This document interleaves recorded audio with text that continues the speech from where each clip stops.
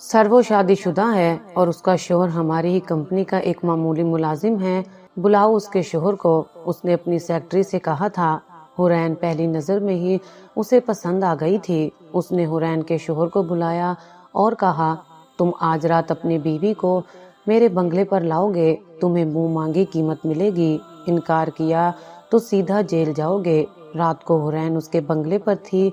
वो रोती हुई अपनी इज्जत की भीख मांगने लगी, लेकिन अरसल ने उसकी इज्जत लूट ली। जब दिल भर गया तो कुछ पैसे हुरैन के पर्स में डालने लगा ताकि वो अपने घर जाए, मगर पर्स में पड़ी तस्वीर को देखकर उसके होश उड़ गए, क्योंकि हुरैन के अब्बा अहमद दीन एक सख्त मगर गैरतमंद इंसान थे। वो तालीम को जरूरी तो समझते थे, मगर लड़की के लिए नहीं। उनके नजदीक लड़की का असल मकाम उसके शोहर का घर होता है। इसलिए उन्होंने हुरैन की तालीम बंद करके उसका निकाह करने का फैसला कर लिया। अगले महीने हुरैन का निकाह उसके चचा जात अवैस से हो गया था। उन्होंने दो टोक लहजे में कहा था।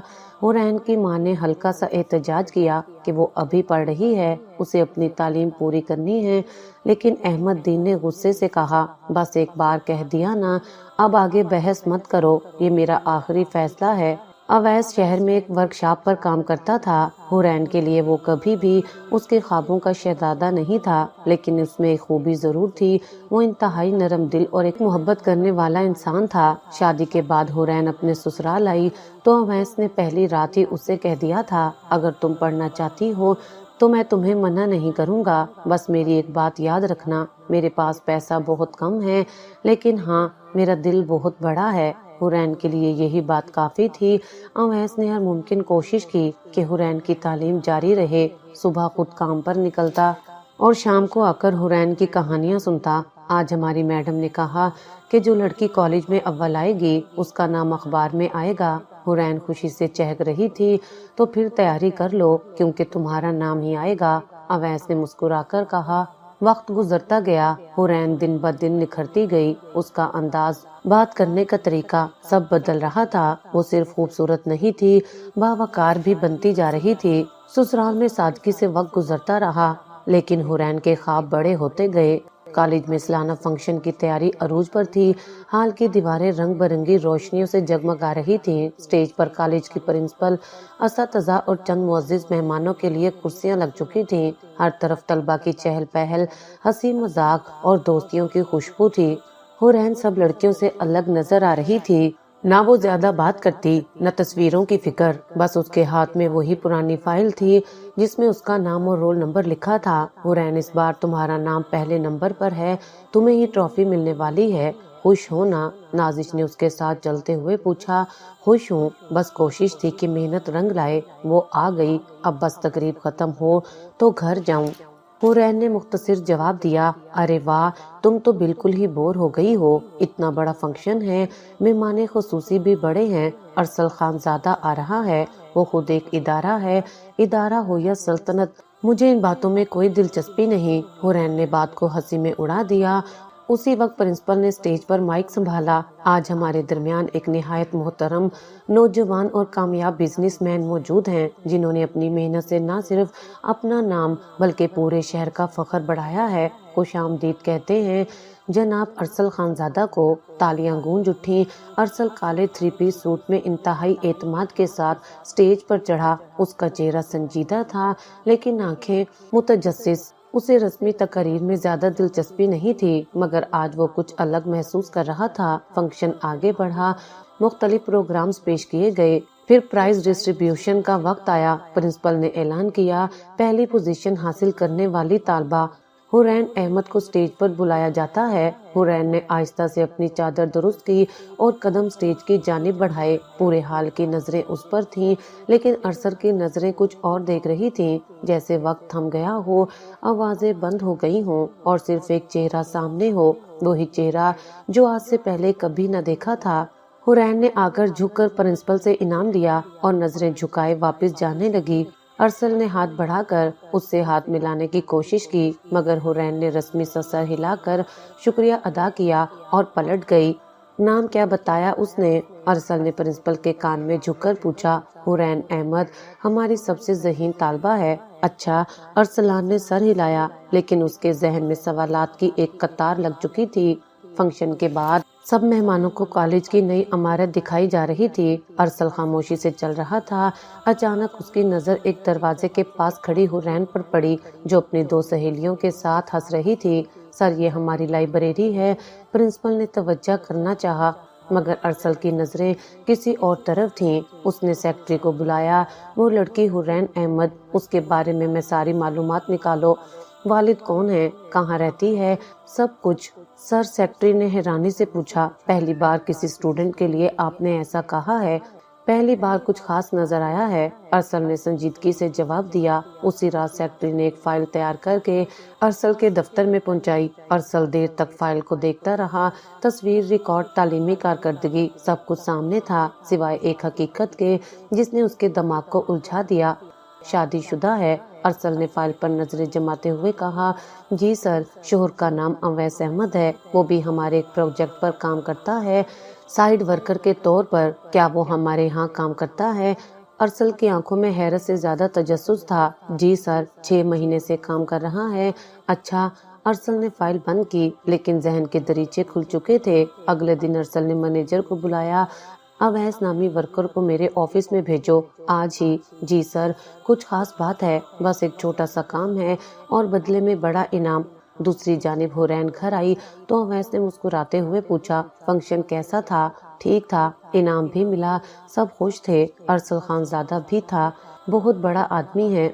तुमसे मुलाकात हुई? नहीं, बस रस्मी सा सलाम। हुरैन ने बात काट दी, लेकिन वो नहीं जानती थी कि जिस शख्स से वो महज एक फंक्शन में मिली, वो अब उसकी जिंदगी का दरवाजा खटखटा चुका है, और दरवाजा खुलने की आवाज बहुत जल्द सब कुछ बदल देगी। सुबह के वक्त हुरैन ने अपनी सहेलियों के साथ कॉलेज के ऑफिस में कदम रखा। गुज़श्ता हफ्ते प्रिंसिपल ने ऐलान किया था कि कॉलेज में एक ट्रस्ट कायम किया जा रहा है, जिसका मकसद यतीम और गरीब तालबात की मदद करना था। उस ट्रस्ट के लिए फंड जमा करने का काम चंद मुंतखब लड़कियों को सौंपा गया था, और उनमें हुरैन का नाम भी शामिल था।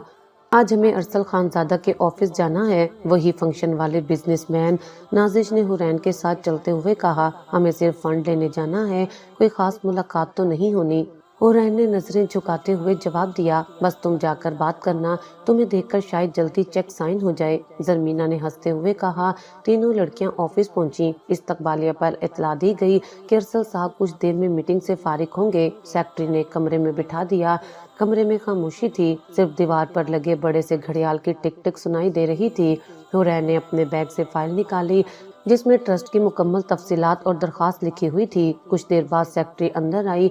कौन मुलाकात करेगा? सर से। हम सब, नाजिश बोली, लेकिन सेक्रेटरी ने हाथ उठाकर रोका। सर ने कहा है सिर्फ वही लड़की आए जिसने इनाम लिया था फंक्शन में। नाजिश और जरमीना ने चौंक कर एक दूसरे को देखा। हुरैन थोड़ा उलझी, लेकिन हम सबकी नुमाइंदगी है, सबको आना चाहिए, सर का यही हुक्म है, सेक्रेटरी ने सर्द लहजे में कहा। हुरैन ने हल्की सी सांस ली और उठ खड़ी हुई। ऑफिस में दाखिल होते ही एक अजीब सा सकूत उस पर छा गया। कमरे की दीवारों पर कीमती पेंटिंग्स थी, मेज पर सलीके से रखी फाइलें, और सामने ऊंची कुर्सी पर बैठा अरसल खानजादा, अपने मखसूस अंदाज में पुरसकून लेकिन गहरी नजरों से देखने वाला। आइए तशरीफ रखिए। अरसल ने कुर्सी की जानिब इशारा किया। हुरैन ने फाइल आगे बढ़ाते हुए कहा, ये ट्रस्ट के हवाले से है, गरीब तालबात के लिए तालीमी इमदाद की दरखास्त है। अरसल ने फाइल खोली, 2 सफ़े पलटे, फिर कलम उठाकर चेक साइन कर दिया। हुरैन ने हैरत से पूछा, हाँ इतना ही काफी था? आपने मांगा, मैंने दे दिया। अरसल ने मुस्कुराकर कहा, शुक्रिया, हमें जल्दी वापस जाना है। हुरैन ने रस्मी अंदाज में कहा और उठ गई। अरसल कुछ लम्हे तक खामोश बैठा, दरवाजा तकता रहा। दूसरी तरफ हुरैन ऑफिस से निकलते ही नाजिश और जरमीना के पास पहुंची। क्या हुआ? नाजिश ने पूछा। कुछ नहीं, बस फाइल दी, उन्होंने चेक साइन कर दिया, बात खत्म। हुरैन ने बैग समेटा। तुम्हारी बात का असर था, वरना वो किसी से इतनी जल्दी मुतासिर नहीं होते। जरमीना ने शोखी से कहा, मुझे इन सब बातों से फर्क नहीं पड़ता, मकसद पूरा हो गया, अब वापस कॉलेज चलते हैं। उस दिन शाम को हुरैन घर पहुंची तो अवैस पहले से मौजूद था। खाने पर वो चुपचाप बैठा था। कॉलेज में कुछ नया? अवैस ने पूछा। ट्रस्ट के लिए चेक लेने गई थी, अरसल खानजादा ने साइन कर दिया, वही जिसका फंक्शन में जिक्र था। हाँ वही, हुरैन ने मुख्तसर जवाब दिया। बड़ा आदमी है वैसे, अवैस ने कहा, और चाय का कप उठाया होगा। हमें क्या लेना देना? اویس اور وہ دونوں خاموشی سے کھانا ختم کرنے لگے۔ ارسل خانزادہ کے دفتر میں معمول سے ہٹ کر خاموشی تھی۔ دن کا وقت تھا لیکن اس نے تمام ملاقاتیں منسوخ کر دی تھی۔ وہ اپنی میز پر رکھی حورین کی فائل کو بار بار کھول کر دیکھتا۔ فائل میں کچھ عام معلومات تھیں مگر ارسل کو جس چیز نے چونکا دیا تھا وہ حورین کے شوہر کا نام تھا۔ اسی لمحے سیکرٹری کمرے میں داخل ہوئی۔ سر، آپ نے حورین احمد کی فیملی بیک گراؤنڈ کی تفصیل مانگی تھی۔ ہاں بولو۔ سر، تھوڑا عجیب اتفاق ہے، اس کا شوہر۔ ارسل نے آنکھیں اٹھائیں۔ کیا ہے اس کا شوہر؟ وہ ہمارے ہی پروجیکٹ پر کام کرتا ہے، سائٹ ورکر ہے، نام ہے اویس احمد۔ ارسل نے لمحہ بھر سوچا، پھر اس کے لبوں پر ہلکی سی مسکراہٹ ابھری۔ دلچسپ؟ سیکرٹری نے ہچکچاتے ہوئے پوچھا۔ سر، آپ نے پہلے کبھی کسی لڑکی کے بارے میں اتنی دلچسپی نہیں لی؟ کچھ خاص ہے؟ ارسل نے کرسی سے ٹیک لگا کر کہا۔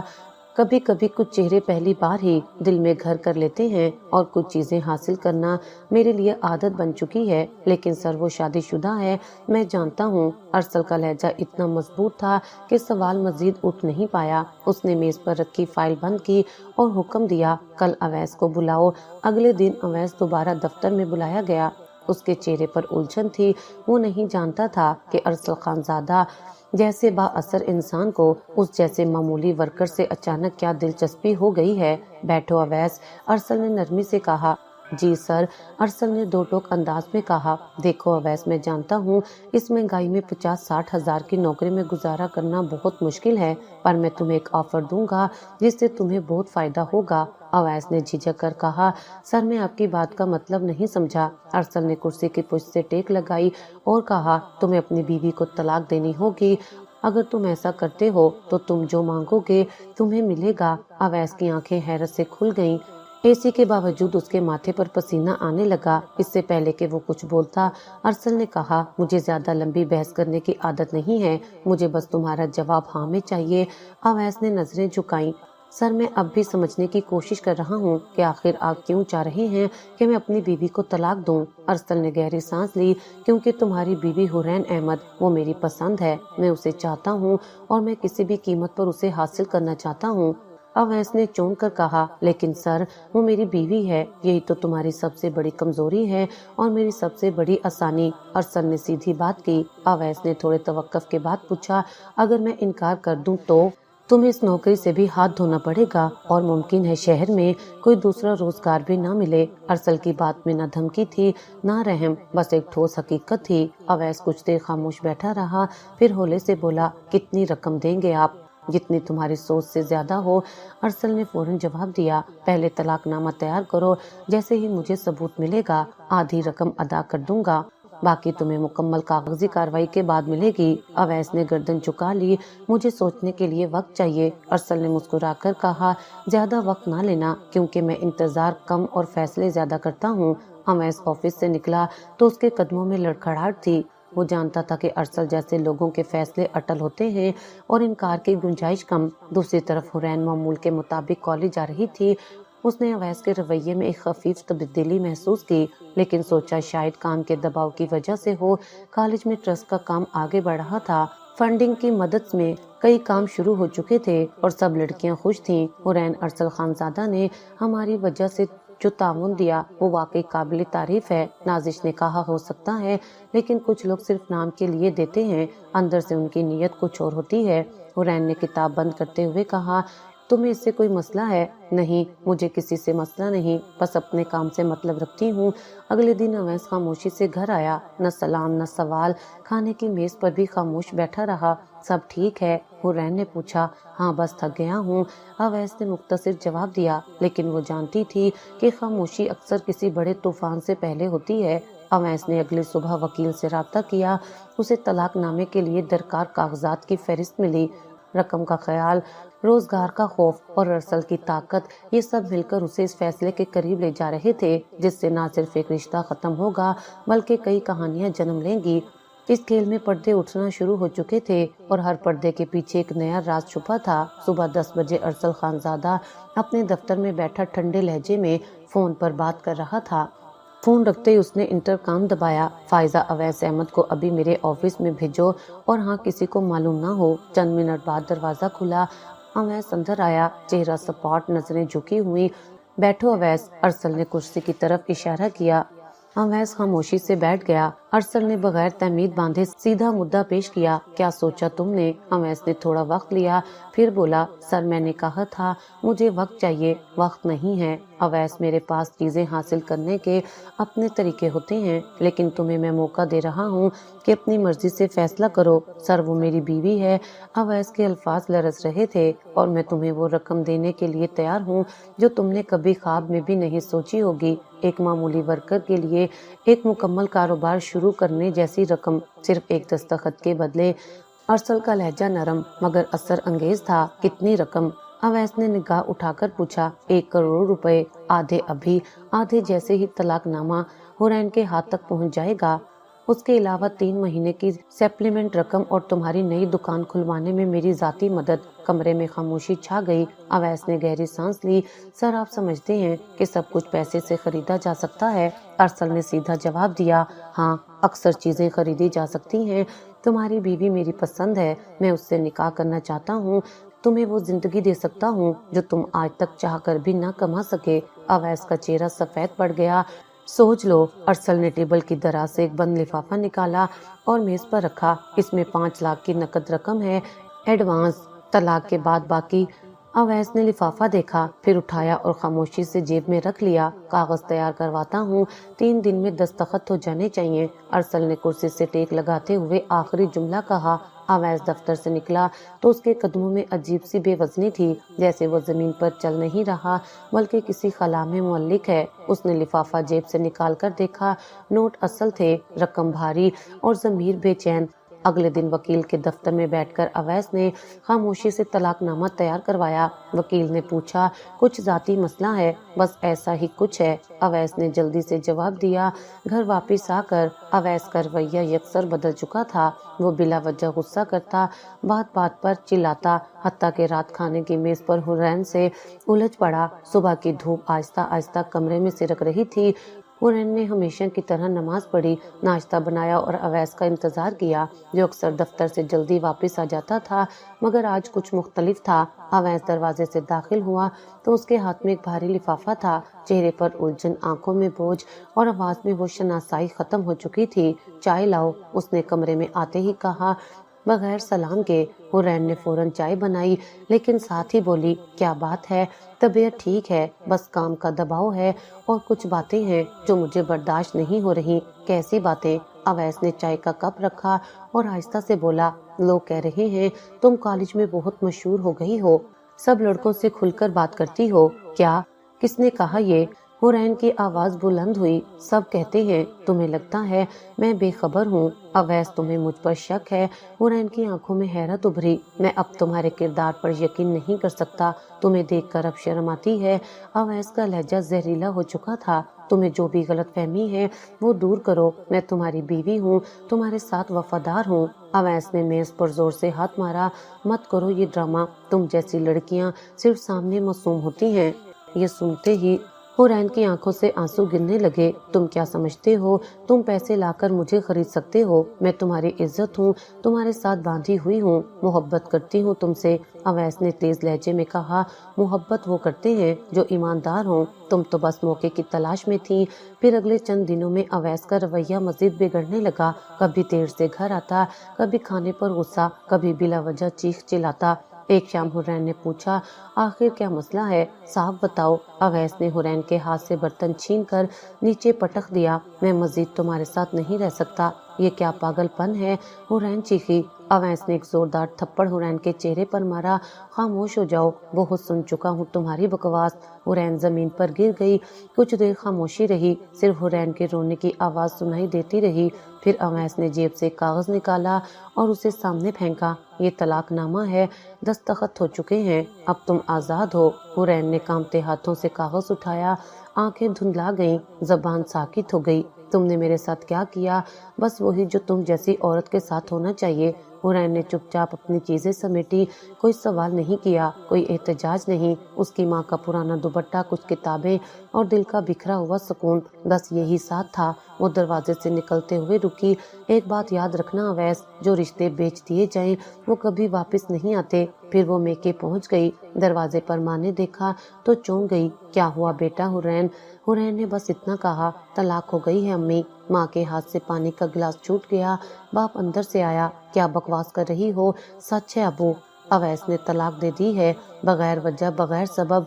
माँ ने बेटी को गले लगा लिया। आजा, सब ठीक हो जाएगा। हुरैन के कमरे में अब सिर्फ खामोशी थी। वो दीवार के साथ टेक लगाए बैठी थी, मोबाइल बंद, आंखें खाली, दिल खाली, और जिंदगी का वो ख्वाब जिसकी बुनियाद मोहब्बत पर थी खाक हो चुका था।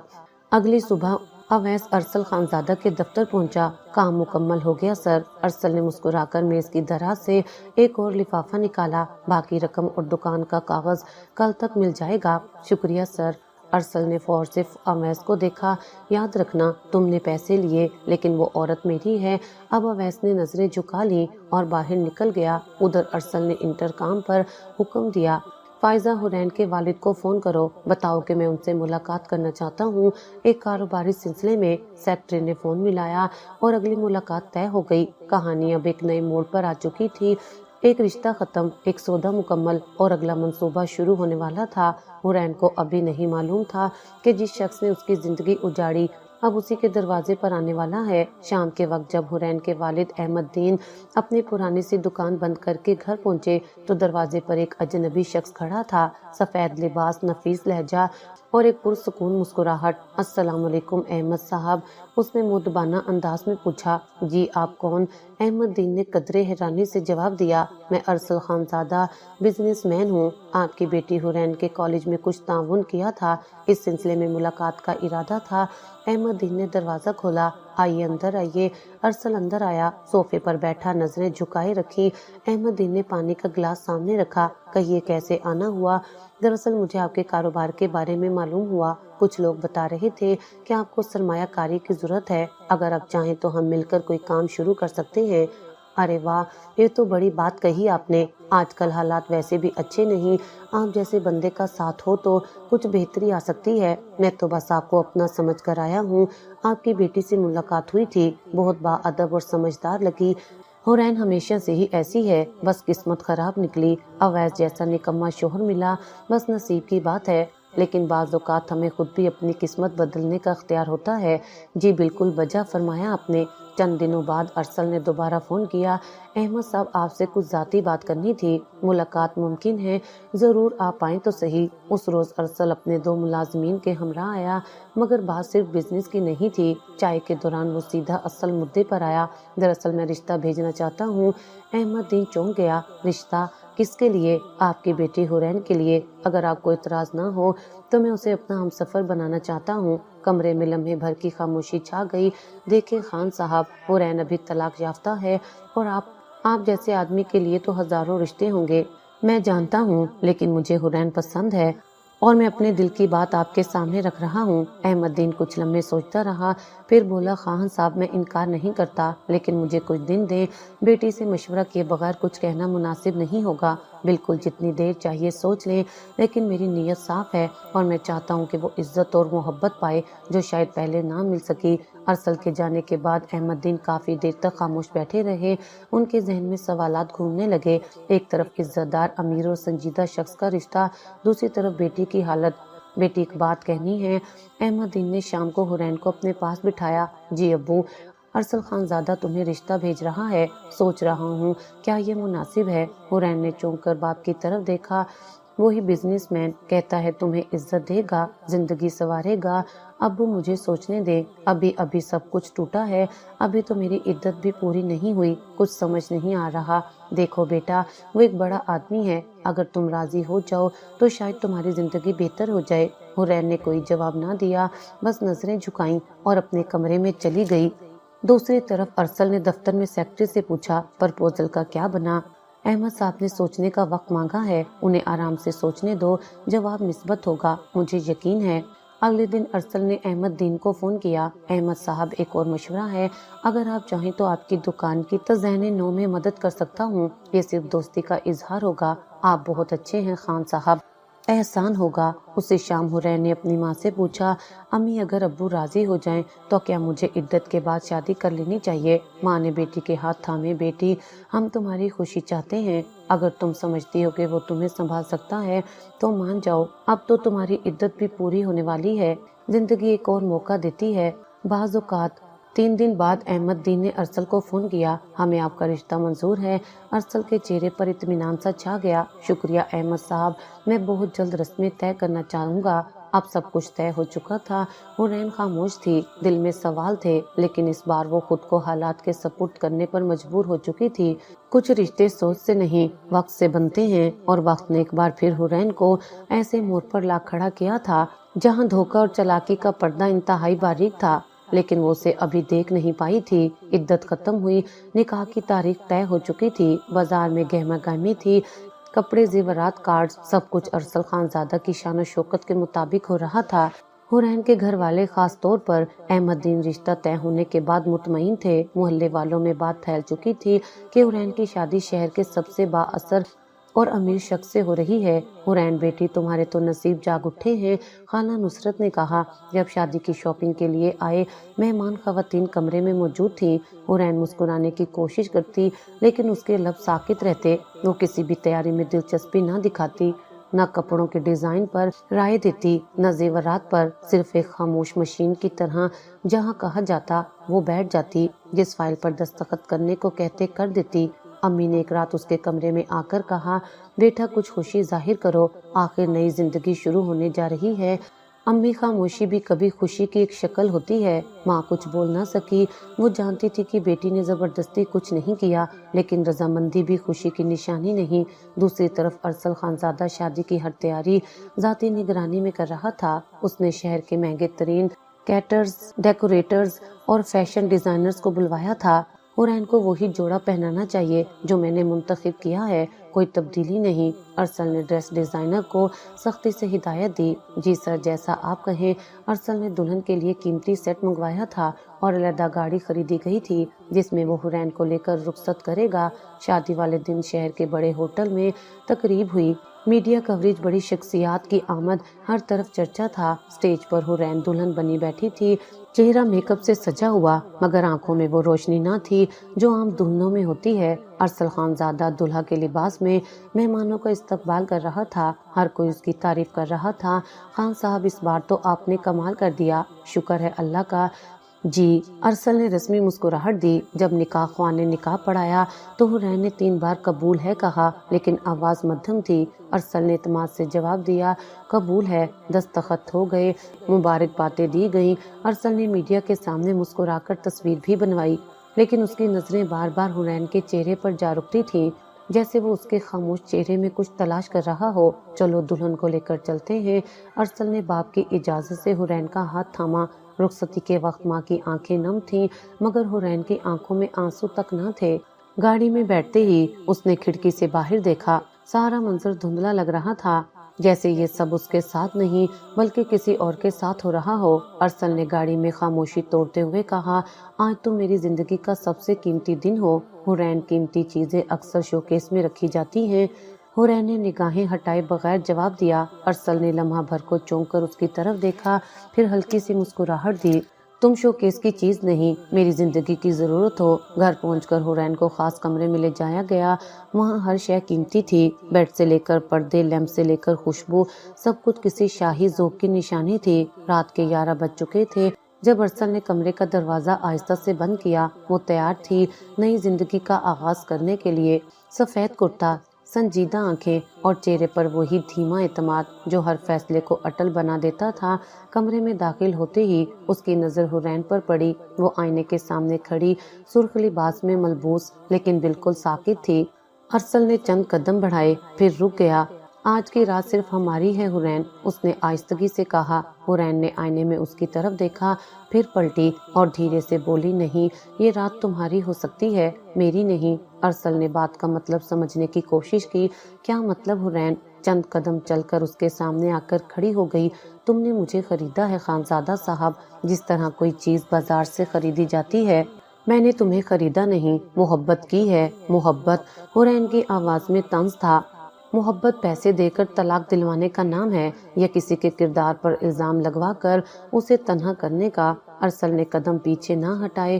جو کچھ بھی ہوا میں نے تمہارے لیے کیا تاکہ تمہیں وہ مقام ملے جس کی تم حقدار ہو۔ تم نے جو کچھ کیا وہ صرف اپنی تسکین کے لیے کیا۔ تمہیں لگا تم جیسا با اثر آدمی جسے چاہے پا سکتا ہے۔ تم نے مجھے پا لیا لیکن میں تمہاری کبھی نہیں ہو سکتی۔ کمرے میں ایک پل کے لیے مکمل خاموشی چھا گئی، صرف باہر صحن میں لٹکتے فانوس کی ہلکی جھنکار سنائی دے رہی تھی۔ ارسل نے دھیمے لہجے میں کہا، کبھی کبھی انسان جو چاہتا ہے وہ غلط طریقے سے حاصل کر لیتا ہے، لیکن نیت ہمیشہ صاف ہوتی ہے۔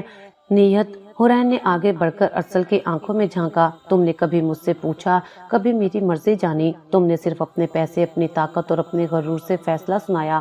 اگر میں کہوں کہ میں واقعی تم سے محبت کرتا ہوں تو میں کہوں گی کہ محبت میں اختیار چھیننا نہیں، دینا ہوتا ہے۔ ارسل نے سر جھکا لیا۔ میں نے تمہیں کھونا نہیں چاہا تھا، تم نے مجھے کبھی پایا ہی نہیں۔ خانزادہ صاحب، حورین کی آواز میں اب سکون تھا لیکن آنکھوں میں ایک الگ جلال تھا۔ آج کی رات تمہارے خوابوں کی رات ہو سکتی تھی لیکن میں تمہیں حقیقت دکھانے آئی ہوں۔ ارسل نے کہا، میں تمہیں وہ سب کچھ دوں گا جو تم نے کبھی سوچا بھی نہیں ہوگا۔ مجھے کچھ نہیں چاہیے، مجھے صرف اپنا سکون چاہیے جو تمہارے ساتھ ممکن نہیں۔ تمہیں لگتا ہے میں صرف دولت سے محبت جتاتا ہوں، محبت کا اظہار دولت سے نہیں ہوتا۔ تم نے اگر سچ میں محبت کی ہوتی تو مجھے آزادی دیتے، فیصلہ کرنے کا حق دیتے۔ ارسل آہستہ سے بیڈ کے کنارے بیٹھ گیا اور چہرہ ہاتھوں میں چھپا لیا۔ شاید زندگی میں پہلی بار وہ ہار رہا تھا۔ وہ جو بزنس میں، سیاست میں، ہر تعلق میں جیتا آیا تھا، آج ایک عورت کے سامنے بے بس تھا۔ تو تم اب کیا چاہتی ہو؟ اس نے مایوسی سے پوچھا۔ میں چاہتی ہوں کہ تم یہ سچ قبول کرو کہ تم نے غلط کیا، اور میں چاہتی ہوں کہ تم میرے سامنے ایک مجرم کی طرح کھڑے ہو، نہ کہ ایک فاتح کی طرح۔ ارسل نے نظریں اٹھائیں۔ اگر میں سچ مان لوں تو کیا تم مجھے معاف کر دو گی؟ معافی دینا میرے اختیار میں نہیں، میرے رب کے اختیار میں ہے۔ میں بس یہ کہہ سکتی ہوں کہ تم نے جو بونا تھا آج وہی کاٹ رہے ہو۔ حورین نے اپنی چادر اٹھائی اور دروازے کی طرف بڑھی۔ کہاں جا رہی ہو؟ ارسل نے چونک کر پوچھا۔ اس کمرے سے باہر، کیونکہ یہ رات تمہارے لیے شاید ایک نئی شروعات تھی لیکن میرے لیے یہ پرانا حساب چکانے کا وقت تھا۔ دروازہ کھلا اور حورین خاموشی سے باہر نکل گئی۔ ارسل وہیں بیٹھا رہا۔ کمرے میں مہنگے فرنیچر اور روشنیوں اور عطر کی خوشبو کے باوجود صرف ایک چیز باقی رہ گئی تھی، خاموشی۔ اور اس خاموشی میں ارسل کو پہلی بار احساس ہوا کہ وہ جسے جیت سمجھ رہا تھا وہ اصل میں ایک بدترین ہار تھی۔ صبح ہوتے ہی حورین گھر کے ایک خاموش کونے میں بیٹھی تھی۔ دل کا بوجھ رات سے بھی زیادہ تھا۔ کمرے میں موجود سب کچھ وہی تھا لیکن فضا بدل چکی تھی۔ ارسل کے قدموں کی چاپ سنائی دی۔ وہ کمرے میں داخل ہوا۔ ہمیں بات مکمل کرنی ہے حورین۔ ارسل کا لہجہ خشک تھا۔ بات تو مکمل ہو چکی، تم نے میری مرضی کے بغیر جو چاہا حاصل کر لیا، اب مزید کیا رہ گیا؟ میں چاہتا ہوں تم مان لو کہ میں تم سے سچ میں محبت کرتا ہوں۔ حورین نے کرسی سے اٹھتے ہوئے کہا، محبت ثابت کرنا اتنا آسان نہیں۔ خانزادہ صاحب، اگر اتنا دعویٰ ہے تو ثابت کرو۔ کیسے؟ کیا تم چاہتی ہو کہ میں سب کچھ چھوڑ دوں؟ نہیں، حورین نے سرد آواز میں کہا، اگر تمہیں سچ میں محبت ہے تو جان دے دو میرے لیے۔ ارسل چونکا، کچھ لمحے خاموش رہا، پھر اس کی آنکھوں میں عجیب سی روشنی ابھری۔ وہ پلٹا اور بغیر کچھ کہے کمرے سے نکل گیا۔ ارسل، حورین نے آواز دی، مگر وہ جا چکا تھا۔ حورین کے دل میں ہلچل مچ گئی۔ وہ دروازے کی طرف بڑھی لیکن قدم رکے، پھر کچھ سوچا، پھر جلدی سے دوپٹہ لیا اور باہر نکل گئی۔ نیچے پہنچ کر خادمہ سے پوچھا، خان صاحب کہاں گئے؟ بی بی جی گاڑی میں بیٹھے اور فوراً نکل گئے۔ کچھ نہیں کہا؟ کسی سے؟ حورین نے جلدی سے چادر لی اور اپنی گاڑی نکالنے کا حکم دیا۔ چلو مجھے شہر کے باہر جانا ہے۔ ڈرائیور نے سوال کرنے کی کوشش کی لیکن حورین کی نظروں سے اندازہ ہو گیا کہ وقت ضائع کرنے کا موقع نہیں۔ دوسری طرف ارسل کی گاڑی شہر سے باہر جا رہی تھی۔ اس کے چہرے پر سکون تھا، جیسے کوئی فیصلہ ہو چکا ہو۔ اس نے فون بند کر دیا، سیکرٹری کے پیغامات کو نظر انداز کیا اور سیدھا ایک ویران سڑک کی طرف مڑ گیا۔ گاڑی ایک پل پر رکی جہاں نیچے گہری کھائی تھی۔ ارسل اترا۔ ہوا تیز تھی لیکن اس کے قدموں میں لرزش نہ تھی۔ اس نے فون نکالا اور ویڈیو ریکارڈنگ آن کی۔ حورین، تم نے کہا کہ محبت ثابت کرو، تو آج میں تمہیں دکھا رہا ہوں کہ یہ صرف لفظ نہیں، حقیقت ہے۔ میں نے تمہیں اپنی زندگی کی سب سے بڑی محبت سمجھا۔ اگر میری محبت جھوٹی ہے تو یہ جان بیکار ہے، لیکن اگر سچی ہے تو تمہیں کبھی یہ نہیں کہنا پڑے گا کہ میں خود غرض تھا۔ اس نے فون بند کیا اور پل کے کنارے آ کر کھڑا ہو گیا۔ اسی لمحے حرین کی گاڑی قریب پہنچی، ڈرائیور نے بریک لگائی، حرین گاڑی سے نکل کر دوڑی۔ ارسل رک جاؤ، اس کی آواز گونجی۔ ارسل نے مڑ کر دیکھا، وہ ایک لمحے کو رکا لیکن چہرے پر کوئی تاثر نہ تھا۔ پاگل ہو گئے ہو، حرین چیخی، میں نے تو بس کہا تھا اور تم سچ مان بیٹھے۔ میں نے ساری زندگی وہی مانا جو میرے دل نے کہا، اور دل نے تمہیں سچ کہا ہے۔ محبت کرنے کا مطلب یہ نہیں کہ اپنی جان دی جائے۔ حرین نے بے چینی سے قدم بڑھائے۔ محبت میں سب کچھ جائز ہوتا ہے، یہی تم نے کہا تھا نا؟ ہاں مگر پاگل پن نہیں۔ ارسل نے آہستہ سے قدم پیچھے لیے لیکن نظر حرین سے ہٹائی نہیں۔ حرین نے دوڑ کر اس کا بازو تھام لیا۔ واپس آؤ، میں نے ہار مان لی۔ تو اب یقین ہے کہ میں تم سے محبت کرتا ہوں؟ حرین کی آواز کپ کپ آئی۔ ہاں یقین ہے۔ ارسل نے سانس لی اور پلٹ آیا لیکن قدموں کی رفتار آہستہ تھی جیسے وہ کسی اور ہی دنیا سے واپس آ رہا ہو۔ حرین نے اسے گلے لگا لیا۔ میں نے تمہیں آزمایا کیونکہ میں ڈری ہوئی تھی، مگر اب سمجھ آ رہا ہے کہ تم جو بھی ہو سچے ہو۔ ارسل نے آہستہ سے کہا، میں کچھ اور نہیں چاہتا، بس تمہارا اعتبار تب ہوتا ہے جب دونوں طرف سچ ہو، اور آج تم نے اپنا سچ دکھا دیا۔ دونوں پل پر کھڑے تھے، نیچے گہری کھائی تھی، مگر اس وقت وہ زمین پر کھڑے دو انسان نہیں، ایک نئی شروعات کے کنارے کھڑے تھے۔ گاڑی واپس مڑ گئی۔ راستے میں دونوں خاموش تھے لیکن خاموشی میں اس بار سکون تھا، سوال نہیں۔ شہر کی روشنیاں دوبارہ قریب آ رہی تھیں لیکن اس بار ان کے درمیان کچھ بدل چکا تھا۔ حرین کے دل میں پہلا یقین پیدا ہو رہا تھا اور ارسل پہلی بار کسی کی نظروں میں مکمل نظر آ رہا تھا۔ صبح کا وقت تھا۔ حرین کچن میں بیٹھی چائے کی چسکی لے رہی تھی اور دماغ میں کل رات کے تمام مناظر کسی فلم کی طرح بار بار دہرا رہے تھے۔ ارسل کا خاموشی سے پلٹنا، پل پر کھڑا ہونا اور پھر حرین کا روک لینا، یہ سب جیسے اس کے اندر کوئی طوفان لے آئے تھے۔ دل اب بھی پرسکون نہیں تھا لیکن کم از کم وہ ارسل کی نیت پر شک کرنے کی حد سے نکل چکی تھی۔ فون پر ایک نامعلوم نمبر سے کال آئی۔ حرین نے ہلکے سے فون اٹھایا۔ ہیلو جی، کیا آپ ارسل خانزادہ کی اہلیہ ہیں؟ دوسری جانب کسی ہسپتال کے عملے کی آواز تھی۔ جی بولیے، ارسل خانزادہ کا ٹریفک ایکسیڈنٹ ہوا ہے، حالت تشویشناک ہے، وہ اس وقت ICU میں ہیں، آپ فوراً ہسپتال پہنچے۔ حرین کی چائے کا کپ ہاتھ سے چھوٹ کر زمین پر گرا اور دل ایک دم دھڑکنا بھول گیا۔ وہ پلک جھپکتے ہوئے بھاگی، بغیر دوپٹہ سنبھالے، بغیر جوتے تبدیل کیے، جیسے زمین قدموں کے نیچے سے کھسک گئی ہو۔ ڈرائیور نے گاڑی نکالی اور حرین نے راستہ بھر صرف یہی دعائیں کی کہ سب کچھ ٹھیک ہو۔ اس کا دل بار بار پچھتاوے میں ڈوب رہا تھا۔ ہسپتال پہنچ کر وہ سیدھی ریسیپشن کی طرف بھاگی۔ ارسل خانزادہ کہاں ہیں؟ ICU میں ہیں۔ تیسری منزل پر وہ سیڑھیاں چڑھتی گئی، لفٹ کا انتظار نہیں کیا۔ تیسری منزل پر پہنچتے ہی ایک نرس نے اسے روکا۔ آپ اندر نہیں جا سکتی، مریض کی حالت نازک ہے۔ میں اس کی بیوی ہوں، حرین کی آواز میں چیخ تھی۔ نرس نے ہچکچاتے ہوئے اجازت دی۔ حرین آہستہ سے ICU میں داخل ہوئی جہاں شیشے کے پار ارسل کا جسم بے سدھ پڑا تھا، چہرے پر پٹیاں، ناک میں آکسیجن ٹیوب، ہاتھ پر ڈرپ اور دل کی دھڑکن کو دکھاتا مشین کا اسکرین۔ ارسل، حرین نے شیشے کے سامنے کھڑے ہو کر آہستہ سے کہا جیسے وہ سن لے گا۔ وہ کرسی پر بیٹھ گئی اور سر گھٹنوں میں چھپا لیا۔ میں پاگل تھی جو تمہیں سمجھ نہیں سکی، تمہاری محبت کو سوالوں میں تولتی رہی، تمہارے سچ کو اپنی انا کے ترازو پر رکھ دیا۔ نرس نے آ کر کہا، وہ نیم ہوش میں ہیں، اگر کچھ کہنا چاہیں تو کہہ دیں، شاید سن لے۔ حرین اٹھی، دروازہ کھولا، اندر داخل ہوئی۔ ارسل کی آنکھیں بند تھیں لیکن حرین کو لگا کہ وہ اس کی موجودگی محسوس کر رہا ہے۔ ارسل، اگر تم نے میری باتیں سنی ہوں تو پلیز اب بس کرو، تم نے سب کچھ ثابت کر دیا، تم ہی ہو جو مجھے سچ میں چاہتے ہو، تم نے وہ کیا جو شاید کوئی نہ کرتا۔ ارسل کے ہاتھ کی انگلی آہستہ سے ہلی۔ حرین فوراً آگے بڑھی، اس کا ہاتھ تھاما۔ میں نے تمہیں تکلیف دی، تمہیں پرکھا، تمہیں دھتکارا، لیکن تم نے پلٹ کر بھی کچھ نہیں کہا، اور جب تم نے جان دینے کی بات کی تب سمجھ آیا کہ محبت تم نے کی تھی، دعوے میں نے۔ ارسل کی آنکھیں دھیرے سے کھلنے لگیں۔ ڈاکٹر فوراً اندر آئے لیکن حرین کا ہاتھ اس کے ہاتھ سے نہیں ہٹا۔ آپ باہر انتظار کریں، ہمیں دیکھنا ہوگا وہ کیسا محسوس کر رہے ہیں، ڈاکٹر نے کہا۔ حرین باہر نکلی، دروازے سے لگی کھڑی رہی۔ تھوڑی دیر بعد ڈاکٹر باہر آیا۔ پریشر کم ہے لیکن ریسپانس دے رہے ہیں، خطرے سے باہر آ سکتے ہیں اگر 24 گھنٹے مزید استحکام رہا۔ کیا میں ان سے بات کر سکتی ہوں؟ مختصر بات، بس جذباتی نہ ہوں۔ حرین نے دوبارہ کمرے میں قدم رکھا۔ ارسل کی آنکھیں اب کھلی تھیں، وہ دھیرے دھیرے دیکھ رہا تھا۔ ارسل، حرین نے ہاتھ تھاما۔ ارسل نے آہستہ سے کہا، کیوں رو رہی ہو؟ तुम ने सच में पागलपन कर दिया। हुरैन ने मुस्कुराकर आंसू साफ किए। तुमने कहा था साबित करो, तो मैं निकल गया। तुम्हें जरूरत नहीं थी जान देने की, सिर्फ मुझे यकीन दिलाने की थी। अरसल ने हल्की आवाज में कहा, यकीन कभी लफ्जों से नहीं आता, अमल से आता है। हुरैन ने उसकी पेशानी को चूम लिया।